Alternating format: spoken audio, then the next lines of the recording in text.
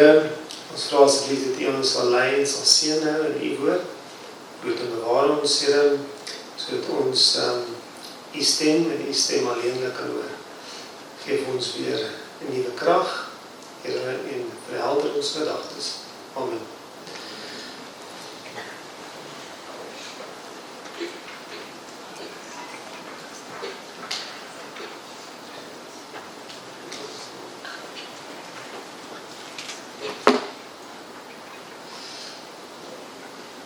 Okay, vir julle wat julle kry is leersaam.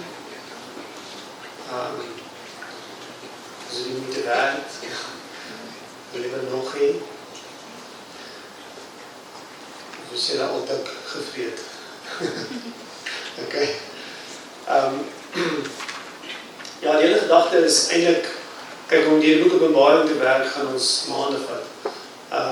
Die hele gedagte is om net gedagtes te prikkel en om julle opgewonde te maak en dan om verder te gaan studeer by die huis. Want as jy verder studeer, dan leer jy die meeste, né? So, en dit is die mikpunt van dit wat ons doen. Ja, so, daar's baie, die regte woord is resources, daar buitekant wat ons kan gebruik en wat daar is vir ons. So, en ek wil julle aanmoedig om Bybelkommentare te kry, Adventiste Bybelkommentare. As jy jou telefoon opgegee het, gaan ons die boekie vir jou PDF stuur, wat jy ook kan gebruik. Maar die belangrikste is vir jou is om die boek Openbaring wat mee te doen? Te lees, en te lees, en weer te lees, en weer te lees, en weer te lees. En elke keer met hom lees gesien as nuwe goeders wat uitkom. En so, okay, so ek het weer 2 bandjies om uit te deel, en ek weet nie of jy al gehoor het van die Godpod nie, maar dit is die Bybel op audio, jy al gehoor van hom? So dan kan jy Openbaring op repeat sit, kan jy oor en oor luister. Okay. So kan ek maar vir julle vra. Okay. So, wie is gewillig om vir ons te sê, wat beteken die 7 sterre? En wie is die 7 sterre? Yes.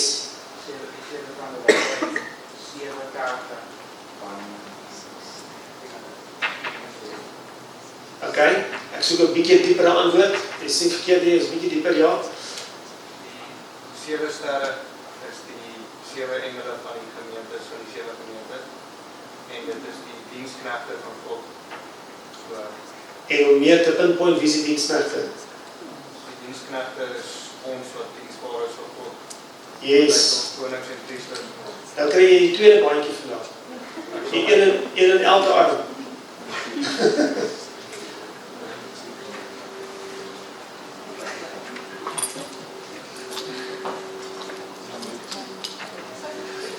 En as jy 3 bandjies kry, is ons maar vir jou pen opgegee. So, okay, wie kan vir ons sê, wat beteken die woord in die konteks van Openbaring, van die boek Openbaring? Yes.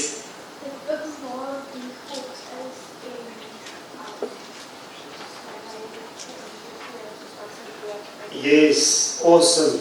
Okay. En dan die derde ene, natuurlijk jullie moeten een hart en leer gebruiken. Ek wil graag iemand die geleerdheid gee om Openbaring 1 vers 3, ek het al so baie opgesê en so baie keer genoem en gelees. Openbaring 1 vers 3. Salig is hy die woorde van die profesie lees. So wie sien kans om te kan opsê vir 'n Godpod? Kom aan. Niemand nie. Sien jy kans? Okay, kom ons go for it. Salig is die een wat die woorde lees en bewaar, want Die 5 is in wat? Ja, jy is 50% reg. So, as jy nou 80% reg was, maar jy is daar, jy moet iets skryf vir die gas wat jy het om te doen. So,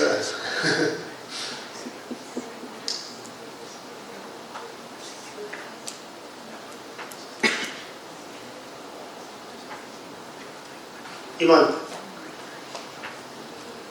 Yes.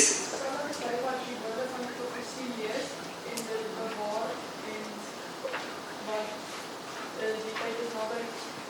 Okay, jy is 55%. Yes. Sal is hy wat die woorde van die profesie lees, wat het doring bewaar wat waarin geskrywe is van volks. Awesome. Okay.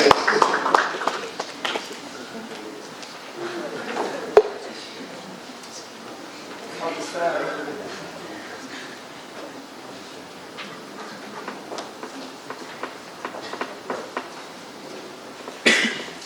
Okay, so hierdie boekie het ons spesiaal vir julle gegee as 'n werksboekie. Nou, dis een ding wat ek gemis het, en wat ek nog steeds mis in die Bybel is dat hulle vir jou plekke gee waar jy kan skryf. En veral in die boek Openbaring waar er soveel en soveel simbole geskryf is, het jy ergens iets nodig om te kan notas maak, né? En te kan skryf wat dit vir jou beteken, wat dit verduidelik en alles. So dis hoekom hierdie boekie vir julle gegee is vir verdere studies, vir meer studie en dat julle kan skryf. Dan het ons aan die begin, het ons 'n paar dingetjies vir julle gegee net vir interessantheid, die feiteblad en dit is die sewes van Openbaring, julle sien hoeveel sewes is daar. So, ja, dit is daar vir julle om deur te werk, te gaan kyk en te studeer. En dan as ons gaan kyk na hoofstuk 7, so hoofstuk 7 ja, is die hele 144.000 wat bladsy 63, is die verduideliking van die 144.000, en ons gaan dit volgende week. Dis hierdie een van ons onderwerpe om te verduidelik, wie is die 144.000 en wat dit beteken dit vir my en vir jou. Alright. So, ons gaan nou kyk na die herstelproses en dan gaan ons ook kyk na Openbaring hoofstuk 6. As jy soontoe gaan, Openbaring hoofstuk 6, as jy sien op bladsy 57, is daar so 'n tabel. So gebruik hom gerus as ons nou daaroor gaan gesels en dan kan jy daar inskryf, invul wat dit alles vir jou kan beteken, wat dit vir die kerk kan beteken ensovoorts. Alright. So ek het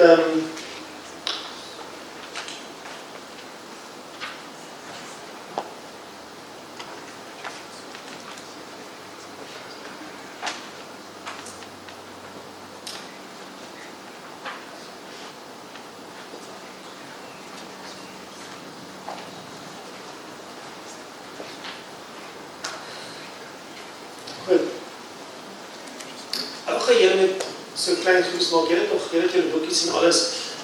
Ek wil julle met teruggaan, ons gaan na Genesis 1 toe, en ek wil julle moet gaan kyk na Genesis 1, en julle net so vinnig, vir my sê, wat het Adam, eintlik is het Genesis 3, nie 1, 2, dit is Genesis 3, wat het Adam en Eva verloor na sonde?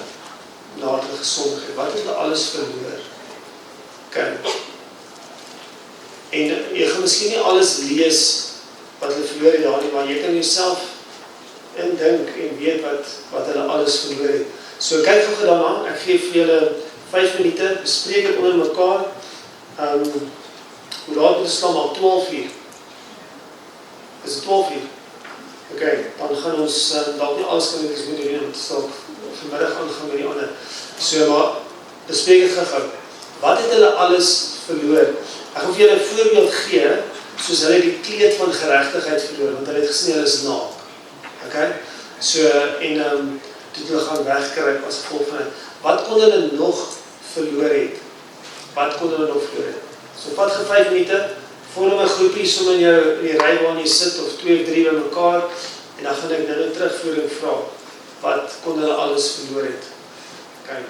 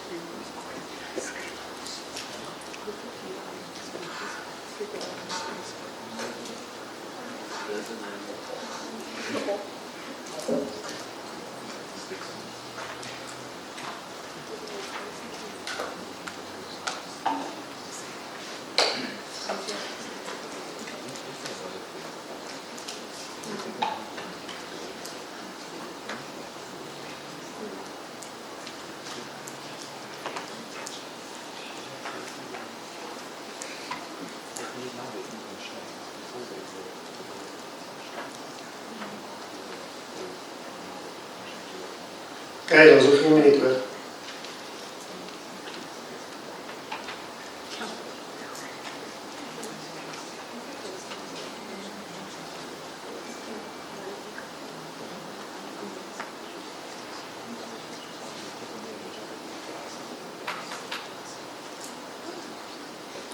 Kijk, is het klaar? Ik denk ik moet wees van zijn mij van zijde bij dat van gedaan. Ben je? Wat we? Schrijf even voor mij toe. Moet weer schrijven? Ja, Oké, nou hartstikke. want als ik schrijf, kan niemand kan lezen wat ik schrijf. En ik is niet zo dom te doen. Oh, dit is dat. Ik niet kan. Nee, die kan het nog zo.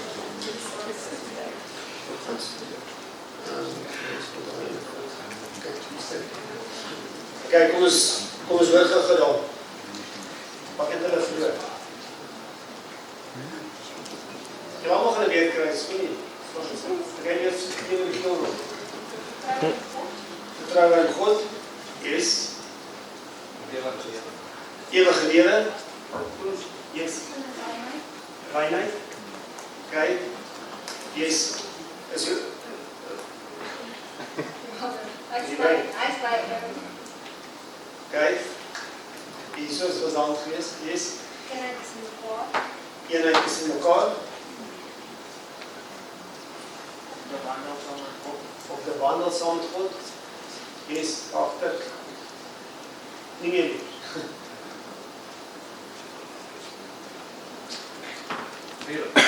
Vrede. Okay, vrede. Jy nog iets hoor? Saligheid. Vrede, ja.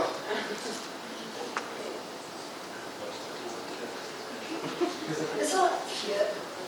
Ek het hom weer sit, ek ken hom nie. Okay. No, it was uitgeveel. Just imagine it. Ek kan het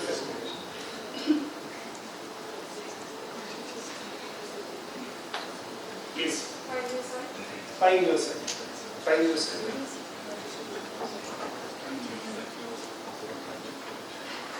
Hulle het die vermoë verloor om net te loop sonder om in doring te val. Dat was nie perfect. Dat was nie doring. Ja, ek wil net byvoeg dat die mooi orde verloor. En die aarde verloor. Yes. Die volmaak. Okay. Het hulle dalk, wat die Here yes. Die tyd van Eden verloor. Hulle die tyd van Eden verloor, ja. Wat is in die tyd van Eden? Wat hulle verloor het, wat baie belangrik was. Die boom van die lewe is dit wat jy nou gesê. Okay, die boom van die lewe, ja. Okay. Ja. God het vertroue in hulle verloor. Wat het vertroue in hulle verloor.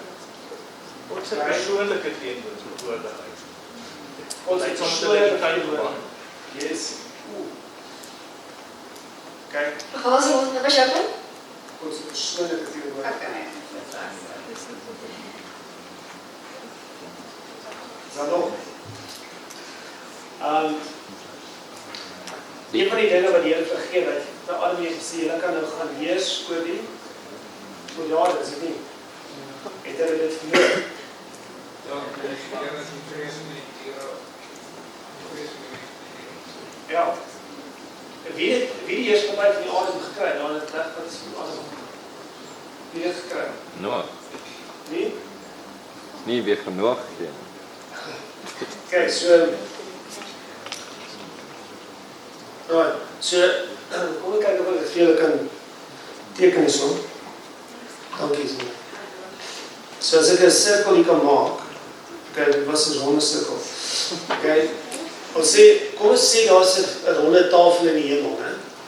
So en op die ronde tafel sit die Vader en die Seun en die Heilige Gees. Kyk, so jy weet my. So, ons weet nie of daar tafel is, maar hierdie is my simbolies denkbeeldig om vir ons as menslike breins iets te kan te verduidelik van hoe dit daar kan werk en om dit duideliker te maak vir ons. So, en dan weet ons, as ons Job lees, dan lees ons dat die Here het ander planete ook geskape, sonnestelsels met wesens op planete. Stem julle saam met? Ja, so, want hy sê al die seuns, al God se kinders het by mekaar gekom om te kom en toe vra hy vir Satan, weet, waar kom jy nou vandaan? Sê, ek kom van die aarde af. Want, weet, ons gaan nou sien hoe kom. Okay, so hier het ons staan nou stoele, reg rondom hierdie ronde tafel, en hulle het by mekaar gekom, volgens Job, om teenwoordigers te wees van al die verskillende sonnestelsels, planete, wat God geskaap het, om dan hulle insettinge te gee, en verslag te gee.